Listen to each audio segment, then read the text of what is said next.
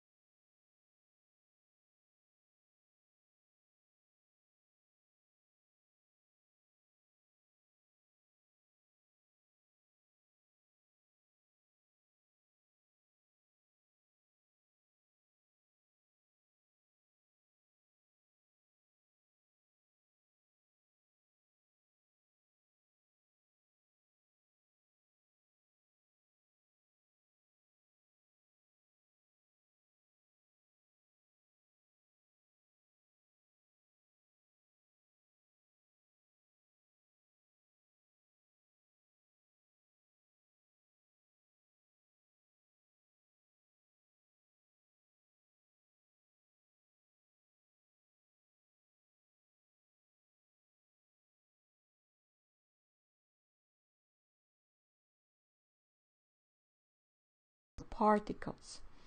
The local interstellar medium had been studied between 1987 and 2011 through optical and UV line absorption in the light of nearby stars, and that's as far out as 78 light years.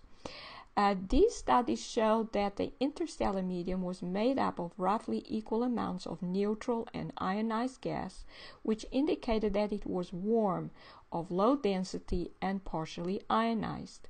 In other words, the Ulysses data seemed to agree with these studies, which indicated that the interstellar medium was warm and not hot. Now, the IBX which stands for Interstellar Boundary Explorer, spacecraft was launched in 2008 into an Earth orbit and was designed to study the interaction between the solar wind and the interstellar wind, and therefore the boundary between the solar system and interstellar space. And the data showed by 2015 that the interstellar solar wind was much hotter than what the Ulysses data had indicated. The IBEX data suggested a temperature of 7,500 Kelvin, which would make the local interstellar cloud hot rather than warm, as the Ulysses data had suggested. This means that the interstellar medium either became hotter between 2005, when the Ulysses data was analyzed and the temperature calculated, and 2015, when the IBX data was analyzed, or it may have been much hotter than predicted in the first place. I think that since the UV measurements agreed with the Ulysses data, indicating that it was just warm up to 2011, that the temperature of the interstellar medium at the boundary between it and the solar system has recently increased from warm to hot. So where would this heat come from? Well, we know that there are a huge number of Planet X system objects in the solar system, as large numbers have been found in the sun's corona. And you may look at Article 321 entitled Huge Planet X Star in the Inner Solar System, and Article 333 entitled Huge Numbers of Planet X System Objects in Chronograph Images. And this is one of these objects which I call stellar cores. They are dead or energy depleted stars. They have invaded our solar system. They are attracted to the sun, and they are only found in the sun's corona.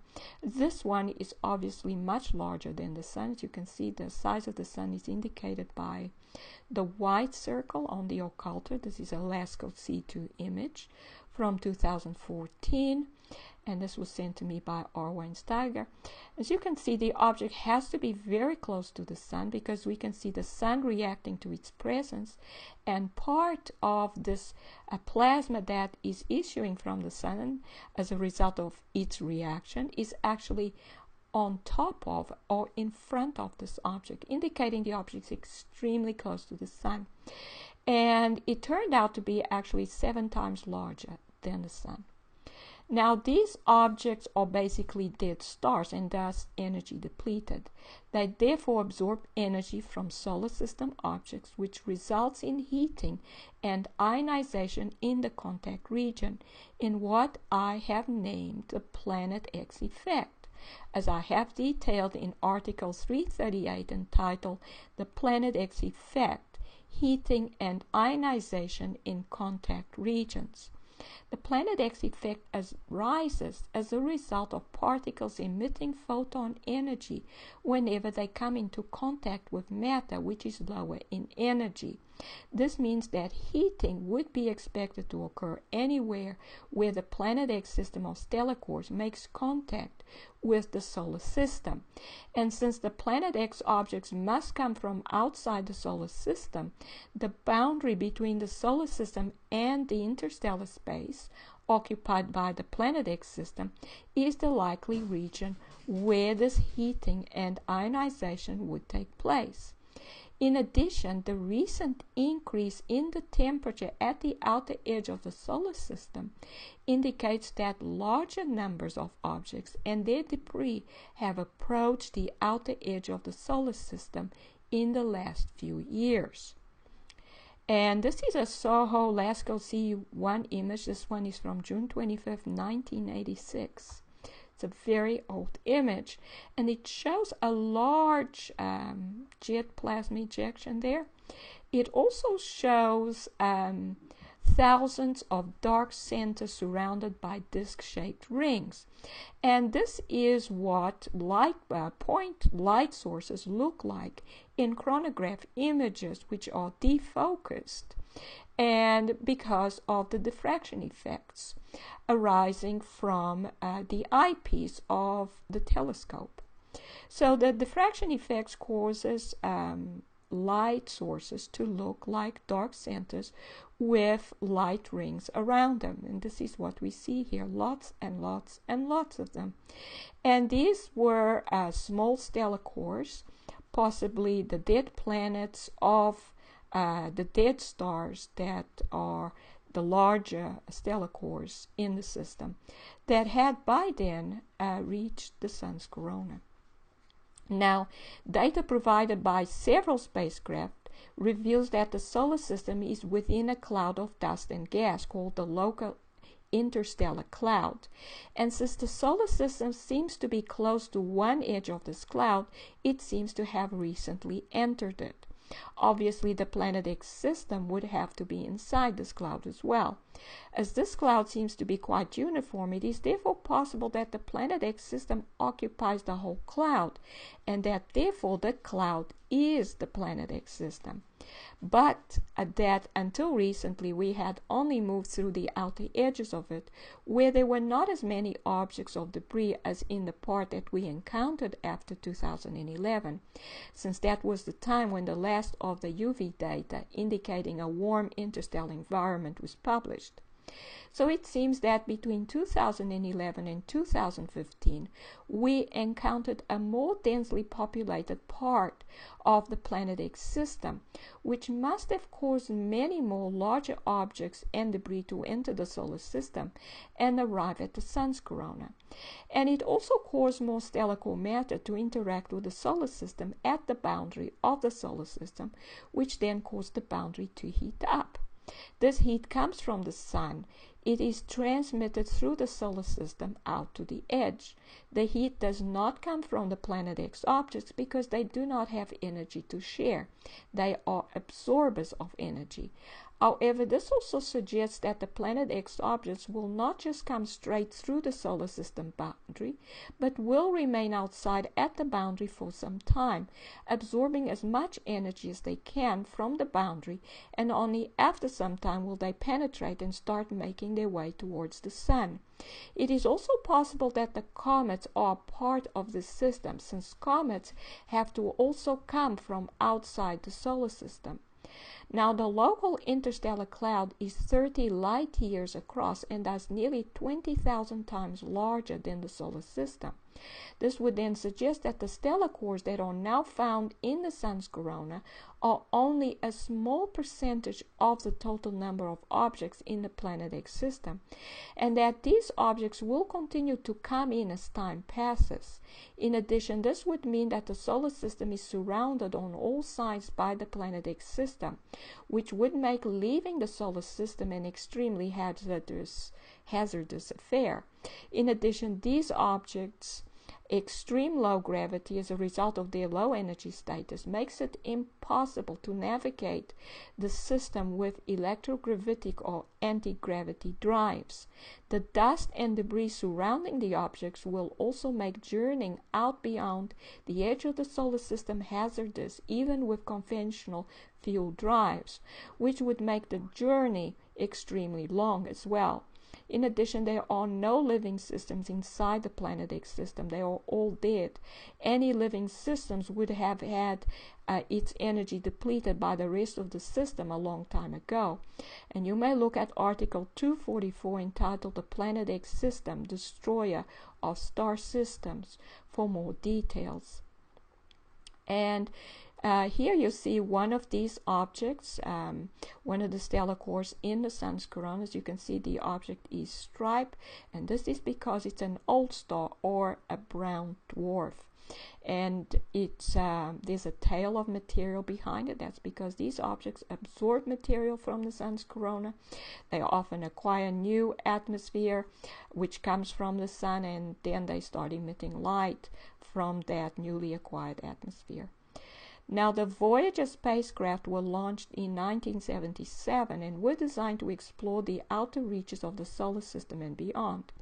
The Voyager spacecraft had by 2009 reached the outer bounds of the heliosphere, and analysis of its data in 2009 indicated that the interstellar space just outside the solar system had an unexpectedly strong magnetic field, which was tilted by 20 to 30 degrees from the interstellar medium flow direction. The magnetic field was twice as strong as expected. This correlates with the fact that the Planet X objects or stellar cores have high magnetic fields. These objects are all over the galaxy and are known as brown dwarfs. However, brown dwarfs are actually old or dying stars, not substellar objects. And you may look at Article 317 entitled Planet X System, Brown and Black Dwarfs with High Magnetic Field for more details. The objects lose their gravitational fields and electric fields as they age, but retain most of the magnetic field strength they have had as living stars. This would therefore suggest that the unexpectedly high magnetic field in the local interstellar cloud is as a result of the Planet X system objects, which are mostly not visible due to their inability to emit light, as a result of their very low electric fields in their outer layers. And you may look at Article 184 entitled Stellar Core Evolution. In addition, the Ulysses spacecraft also detected interstellar dust for the first time in 1993. Interstellar dust had been predicted to be coming into the solar system in 1976, but the Ulysses data show that there was 30 times more dust than expected. Since there is now a huge amount of stellar core debris in the solar system, and it was most likely the entrance of stellar core dust which led to the appearance of noctilucent clouds in 1850, it should not be surprising that this dust was found in the solar system in 1993, or that it was in fact much more abundant than predicted. And you may look at Article 146 entitled Planet X System, Time of Arrival, and Article 272 entitled Noctilucent Clouds and Planet X Debris in the Earth's Atmosphere. It is, of course, likely that the amount of stellar core dust coming from the Planet X system will continue to increase. Then, the fact that this dust comes from different directions also indicates that the Planet X system surrounds the solar system on all sides. In conclusion, data from various spacecraft, namely Ulysses, Voyager, and IBEX, suggest that the Planet X system has surrounded the solar system and that the system is much larger than the solar system. This has resulted in the region of contact, the boundary of the solar system with space outside it, reaching higher temperatures than expected, and has resulted in a huge amount of interstellar dust, which is really stellar core dust filling our solar system. We seem to have entered a more densely part of the system between 2011 and 2015. In addition, the Planet X system may be as large as the whole interstellar cloud that the whole solar system finds itself inside of. The cloud is 20,000 times larger than the solar system, and since these objects and their debris would make navigating through the system extremely hazardous, if not impossible, this means that leaving the solar system is most likely impossible. And here are the references.